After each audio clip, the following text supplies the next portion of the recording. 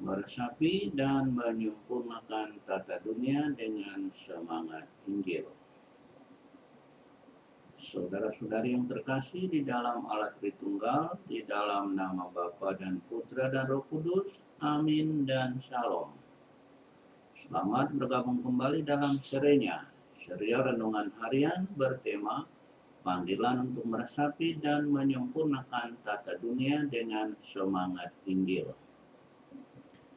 Bulan Kitab Suci Nasional yang sedang kita jalani ini ada tema khusus, yaitu Yesus sahabat seperjalanan kita. Bulan Kitab Suci ini telah memasuki hari yang ke-20 dan pada hari ini adalah hari Senin dalam pekan ke-25 masa biasa tahun liturgi B1. Dalam episode setelahnya yang ke-35 hari ini, kita menyatukan diri dengan seluruh gereja untuk merayakan pesta para martir Santo Andreas Kim Taekon, seorang imam, dan sejumlah awam, yakni Santo Paulus Chong Hasang dan kawan-kawan. Firman Tuhan pada pesta para martir dari Korea ini mengusung tema tentang perbuatan besar Allah yang muncul dalam rupa tindakannya memulihkan Israel, umat pilihannya. Israel pada zaman Esra sedang mengalami pembuangan Babilonia yang berada di bawah kekuasaan Raja Persia. Perbuatan besar untuk Israel dilakukannya melalui tangan Raja Persia ini.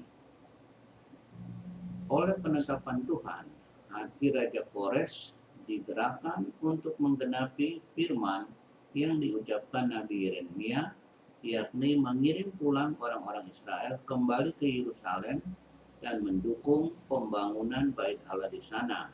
Esra bab 1 ayat 1-6. Dalam kasus ini, tindakan pemulihan Allah bekerja untuk dua sisi kehidupan. Kehidupan politik, di mana sebagai bangsa jajahan, Israel dipulihkan menjadi bangsa yang merdeka.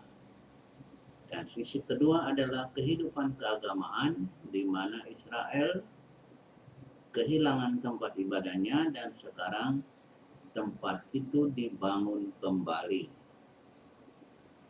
Namun perbuatan besar Allah ini tidak hanya berlangsung di zaman Esra. Pada zaman Pemazmur, tindakan pemulihan ini juga dilakukan Allah. Pemazmur memberi kesaksian bahwa Allah telah memulihkan keadaan Sion. Di tangan Tuhan, Sion yang hidup dengan bercucuran air mata, kini menjadi Sion yang hidup dengan sorak-sorai. Mazmur bab 126 ayat 1-2ab, ayat 2cd-3, ayat 4, 5, dan 6. Kita mengetahui dari kesaksian Esra dan Pemazmur bahwa perbuatan besar Allah ini berlaku untuk semua sisi kehidupan manusia, kehidupan politik, kehidupan keagamaan, dan juga kehidupan moral, di mana Sion yang menjadi cemar oleh karena diinjak bangsa-bangsa asing, kini menjadi Sion yang merdeka dan berdaulat karena tindakan pemulihan Allah. Mengalami berbagai bentuk perbuatan besar Allah yang mengerjakan aneka pemulihan bagi umatnya ini. Tanggapan Pemazmur adalah mengangkat puji-pujian bagi Tuhan dan bersaksi tentang kebaikan dan kasih setia Tuhan yang terjadi dalam hidupnya. Di dalam situasi hidup yang sulit, Allah tidak membiarkan umatnya terus-menerus menderita. Tuhan Allah turun tangan untuk memberi solusi lewat aneka tindakan pemulihannya.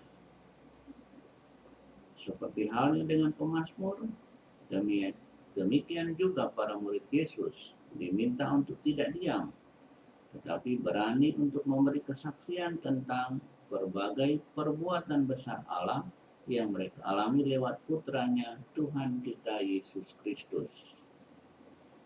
Pentingnya memberi kesaksian tentang apa saja yang telah dilakukan Allah bagi diri dan hidup kita ini disampaikan Yesus secara metaforis melalui firman ini, bahwa tidak ada orang yang menyalakan pelita lalu menutupinya dengan tempayan atau menempatkannya di bawah tempat tidur, tetapi menempatkannya di bawah kaki Dian, supaya semua orang yang masuk ke dalam rumah melihat cahayanya. Lukas bab 8 ayat 16.